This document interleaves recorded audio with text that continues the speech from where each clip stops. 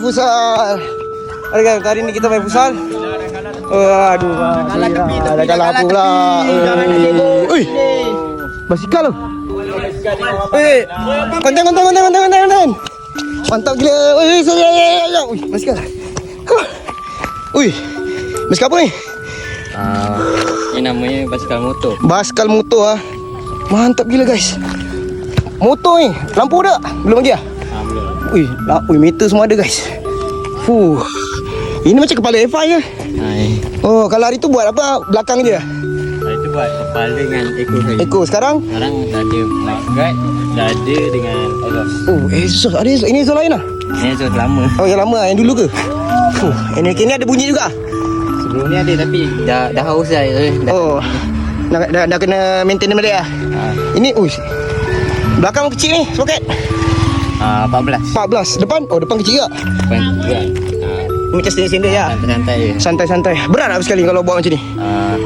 Boleh tahan juga. Boleh tahan lah. Lama. Rem sabit dia. Boleh gerak ke? Mantap. Boleh gerak. Apa, ada bearing? Buat sendiri ke? Tak, hantar bengkel welding. Oh, welding. Welding apa je ni? Oh, welding dis lah. Mantap. Oh, dis welding. Oh, itu ada welding. Oh, gila guys. Ini basikal ni body lajak ke apa ni? Body basikal biasa. Basikal biasa lah. Custom masuk lah.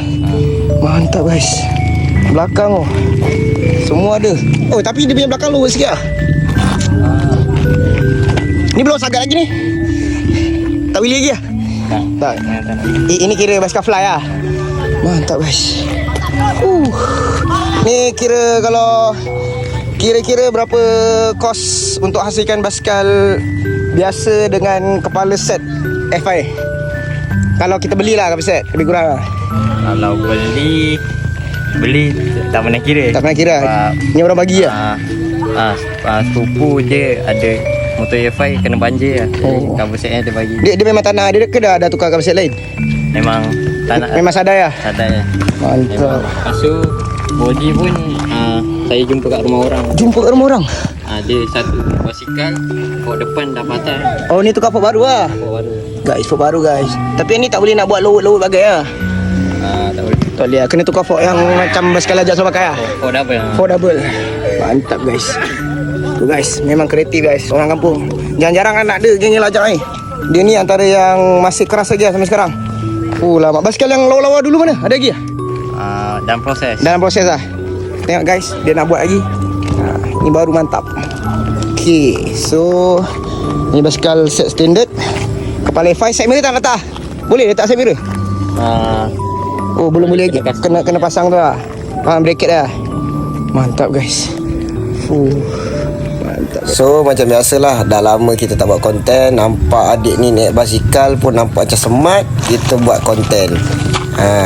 Tapi adik ni pun dia ada semangat juga. Dia ada cuba buat video juga lah lepas tu.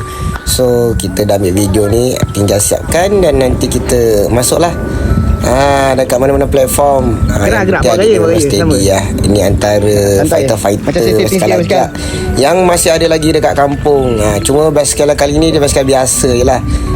Dia bukan betul-betul lajak punya cutting. Tapi tak apa.